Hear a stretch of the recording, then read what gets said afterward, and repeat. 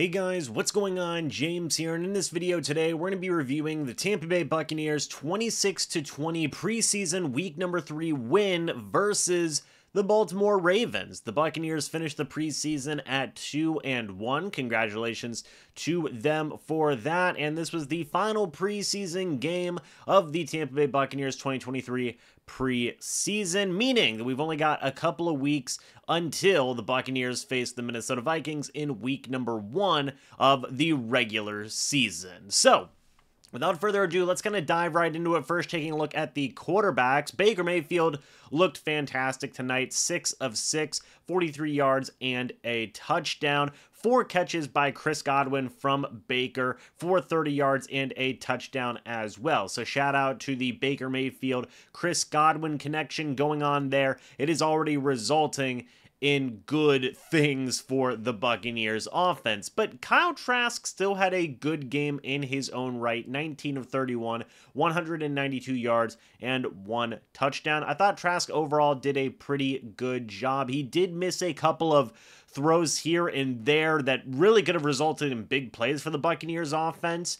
But overall, I think that Trask did a decent job. However, just those couple of misses here and there on those overthrows, missing a wide open guy here or potentially missing a deep ball there, ultimately that's the type of thing that resulted in, Trask just being able to not, beat Baker Mayfield for the starting quarterback job. Of course, obviously, you also take a look at the vast experience that Mayfield has, and also Baker's looked good in the preseason in his own right. He looked good in preseason week number 1 versus the Steelers, looked good here against the Baltimore Ravens as well, but I think that both quarterbacks did a good job.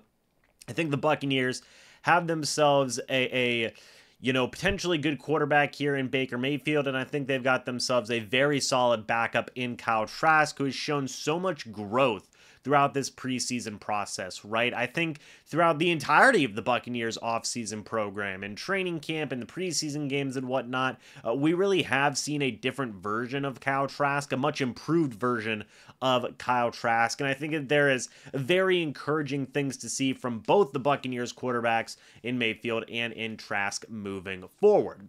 Moving on to the running game, and I think that firstly, Rachaad White looked good in his limited time. You saw 7 carries for 39 yards, which was so important to see, right? Not just in the case of Rachaad White and what he can do as a starting running back, which was, good looks all around for that, but the offensive line specifically, right? And I do know that there were a lot of Baltimore Ravens backups in there, but you needed to see good run blocking, good blocking in general from this starting offensive line, and I think we were able to see that. Tristan Wirfs, Matt Filer were out there. The news came out that Ryan Jensen is out on the injured reserve for the entirety of this upcoming year, possibly played his last snap ever in the NFL. So Robert Hainsey is your starting center moving forward now. Then you have Cody Mock and you have Luke Gedeke in there as well. So there's a lot of pressure on this offensive line, a lot of experiments going on in that unit, so to speak, right? And now I think that coming away from this preseason game, you can feel a little bit better about the offensive line moving forward, and not just so much in pass blocking, but especially in run blocking here based on what we were able to see from a guy like Rachaad White. The O-line had some good push, and overall that is some good things to see.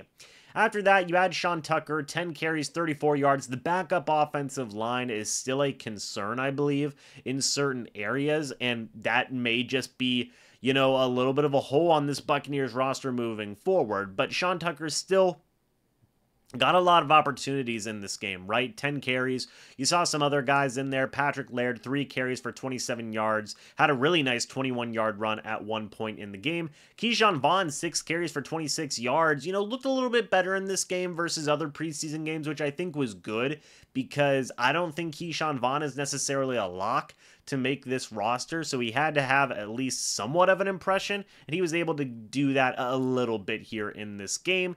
Finally, you had Cade Otton getting a 12-yard run. You had Ronnie Brown getting 4 carries for 13 yards. Kyle Trask had 2 carries for 7 yards as well. All in all, you know, this was definitely the best running game we've seen the Bucs have in the entirety of the preseason, and hopefully that is a sign of things to come, because guess what, folks? That's going to be what the Buccaneers are going to be wanting to do more on offense, is balance out this offensive attack and run the football more. And all in all, some guys did do some good things. Specifically, Rachaad White, I think, looked good. Patrick Laird had a couple of good moments. Keyshawn Vaughn had a couple of good moments as well. And Sean Tucker had a lot of opportunities there. Did have some tough sledding with blocking and whatnot, but he did have a long run of 9 yards, which I'll give him credit for that. But in the receiving game, I want to talk about one guy specifically, because I'm going to be talking about a few guys, but this guy I feel like has made the roster, folks. And that's Raheem Jarrett. 4 receptions on the day, 46 yards, no touchdowns, but a long catch of 22. Raheem Jarrett is that dude, man. And I think that right now you could realistically have him as a wide receiver 5. Gosh, even a wide receiver 4, possibly. You know, depending on what you think of David Moore, I think that David Moore is also a pretty reliable hand, 3 catches for 39 yards, but I think that both Raheem Jarrett and David Moore have made this roster, folks. At the very least, I think you could stash one of them on the practice squad. I don't even know if a guy like Raheem Jarrett could make it on a practice squad, possibly. I mean, the dude really has been special since he's been able to go out there, get some receptions under his belt, get some game snaps under his belt. I think that Raheem Jarrett has looked really good, and in my opinion, I think he's made himself a roster spot. David Moore, I think, has also been a really interesting veteran, right? He's a guy that honestly could be pushing for that 3rd wide receiver spot now that Russell Gage has been placed on the injured reserve. Also, you got to consider Trey Palmer in there, 2 catches for 25 yards. Had a really crazy acrobatic catch tonight. I think that Jarrett, Moore, and Palmer are all going to be, you know, rotating in, getting some good looks in that wide receiver room, and I think that all 3 are pretty, you know, good dudes to have, and just shows the depth of the wide receiver room. The Buccaneers just continue to find these guys, churn out good depth wide receivers, and we saw it yet again tonight. Dominique Daphne had 22 yards tonight. Kalen Geiger, 14. David Wells had a touchdown. Shout out to David Wells, 11 yards and a touchdown. Tanner Tuula had 10 yards. Payne Durham had 8. And, you know, you just had a couple of yards here and there from the running backs like Rachaad White, Patrick Laird, and Sean Tucker. But, yeah, the 3 guys I want to highlight in the receiving game, by far, Raheem Jarrett, David Moore, and Trey Palmer. All 3 guys I thought did a really special job in this game, and I think that all 3 are going to be making this Buccaneers 53-man roster. On the defensive side of things, you know, it was pretty interesting, man. You had a lot of different situations going on. Firstly, I want to talk about some fumbles real quick. Trey Palmer muffed a punt, was able to recover his own fumble. Kyle Trask and Michael Neese, backup center, had a couple of issues going on regarding snapping the football and whatnot. Kayvon Merriweather had a fumble recovered for the defensive side of things, so that is a positive there. And let's dive into the defense here. Firstly, J.J. Russell, 11 tackles on the night, 9 solo tackles. He is another dude that I think has made a roster spot for himself. Right? You just see this guy going and making the most of his opportunities game after game after game. I do think the Tampa Bay Buccaneers are going to look to carry 5 inside linebackers just because of the value that we've been seeing from J.J. Russell. He has really looked improved this offseason and this preseason. I think that that's going to help him in a big, big way. Richard LeConte III had 5 tackles, coming in second on tackles on the team. In the secondary, Keenan Isaac had 2 passes deflected. Kayvon Merriweather had a pass deflected. He also had that fumble recovered as well. I believe Keenan Isaac was the player who had forced the fumble for the Tampa Bay Buccaneers. Or no, it was not Keenan Isaac. I'm having a tough time remembering who number 29 is, but 29 was the player. I believe it was Christian Izien who had forced that fumble. So shout out Christian Izien for that. Kind of taking a look at some other guys. Well, Will Golston, a sack and a half, 1 tackle for loss, 3 quarterback hits. Like, Will Golston could start for the Tampa Bay Buccaneers if you needed him to. He's just kind of been shredding these backups ever since they brought him back into the fold, and it looks like he hasn't really skipped a beat. He still looks like a starting caliber D lineman, and he could very well be that moving forward.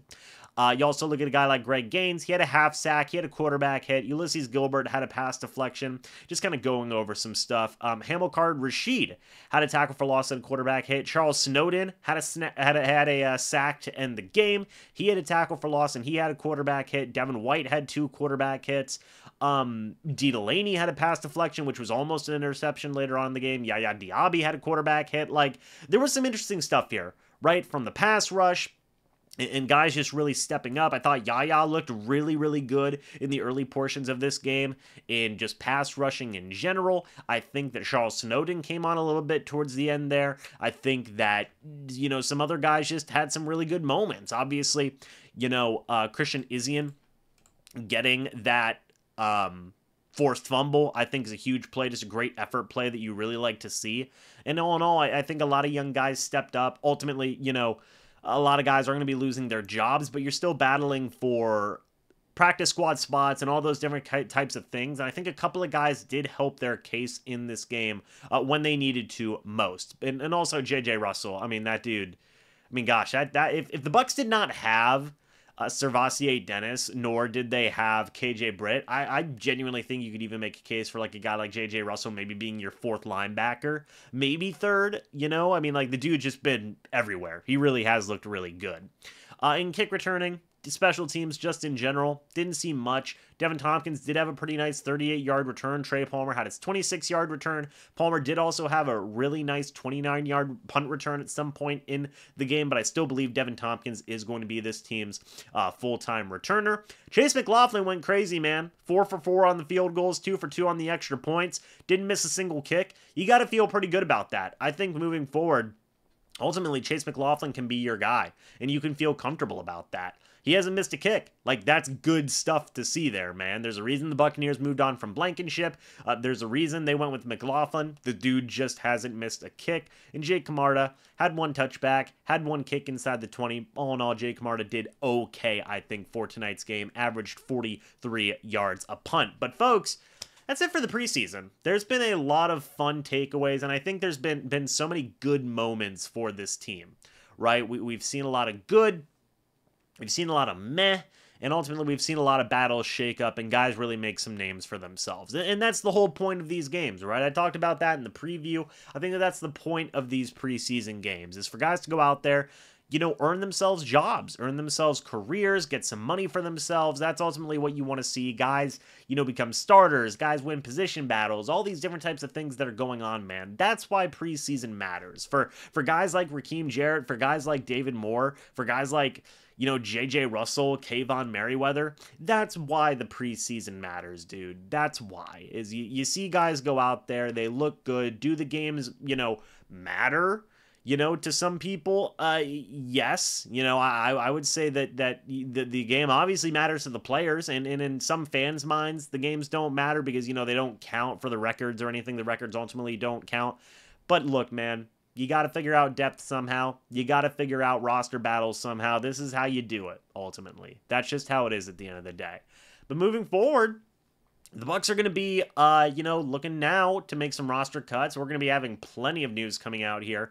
We'll be talking about it here on the channel and, just across all of the social media platforms. So stay tuned for that as well. Should be a lot of fun.